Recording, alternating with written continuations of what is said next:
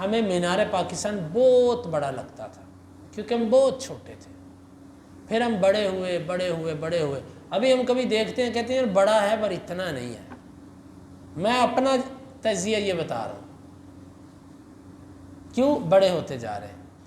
انسان انتہائی چھوٹا ہے، اس کو یہ لگتا ہے کہ یہ فاصلہ آسمان کا بہت زیادہ ہے، پھر دوسرا آسمان، تیسرا آسمان، چوتھا آسمان، پانچواں، چھٹا، ساتواں، پھر اوپر عرش، عرش سے اوپر اللہ رب العالمین۔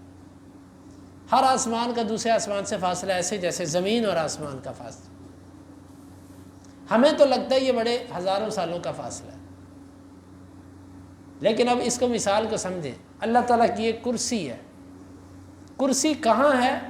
اللہ تعالیٰ کے قدم والی جگہ پر۔ اللہ کرسی پر بیٹھا نہیں ہے، عرش سے نیچے کرسی ہے، قدم والی جگہ پر کرسی ہے۔ اب وہ کرسی جو ہے نا وہ کتنی بڑی ہے کہ ساتوں زمین اور ساتوں آسمان اس کرسی کے آگے ایسے ہیں جیسے کسی چٹیل میدان کے اندر چھلا پڑا ہو، جس طرح کسی چٹیل میدان کے اندر چھلا۔ اور کرسی سے بڑا اللہ تعالیٰ کی سب سے بڑی مخلوق عرش ہے۔ کرسی سے بڑی اللہ تعالیٰ کی مخلوق کیا ہے؟ عرش۔ اب آپ یہ دیکھیں، میں تو سمجھتا ہوں اللہ بڑی دور ہے، لیکن میں اللہ کی کرسی کے اندر ہوں۔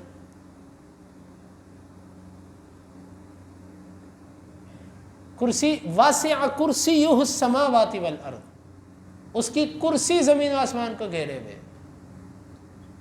اب زمین و آسمان کرسی کے پایوں کے، پائے کا لفظ میں بول رہا ہوں کیونکہ کرسی کے پائے ہوتے ہیں۔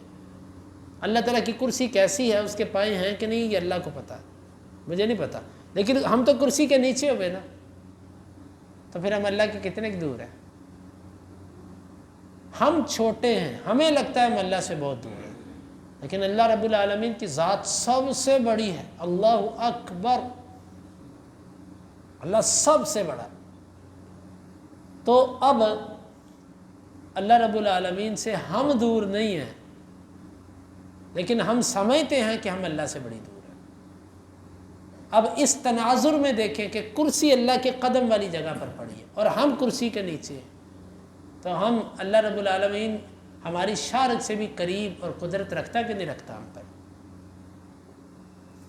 یہ جو بات ہے نا، ہم قریب ہیں اور دوسرے مقام پر ہم عرش پر ہیں، ان دونوں میں تضاد نہیں ہے۔ اہل علم نے جو اس کا معنی کیا نا، صحابہ اکرام، تابعین نے، وہ یہ ہے ہم علم اور قدرت کے اعتبار سے قریب،